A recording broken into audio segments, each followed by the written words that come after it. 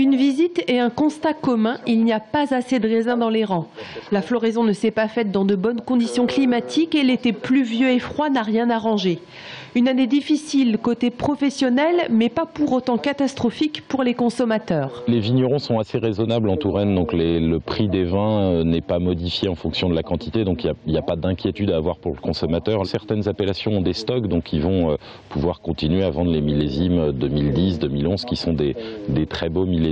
L'inquiétude, c'est plutôt la perte de certains marchés. Aujourd'hui, difficile de généraliser vu le nombre d'appellations, mais le déficit devrait osciller entre 10 et 15%. Alors si les stocks sont vides, il faudra opter pour de nouvelles stratégies pour contenter la demande et gérer sa trésorerie. Alors bien souvent on achète de la vendange, on fait soi-même d'autres cuvées, ou bien on a aussi des compensations avec les assurances qui peuvent compenser contre le gel ou les dégâts climatiques. Au niveau qualité, en revanche, la douceur du mois de septembre est en train de faire son travail sur les grappes. Alors côté vigneron, on reste philosophe. Ça fait partie de notre vie de vigneron et que le millésime reste à jouer et on peut très bien faire des vins intéressants sur le millésime 2012, rien n'est perdu.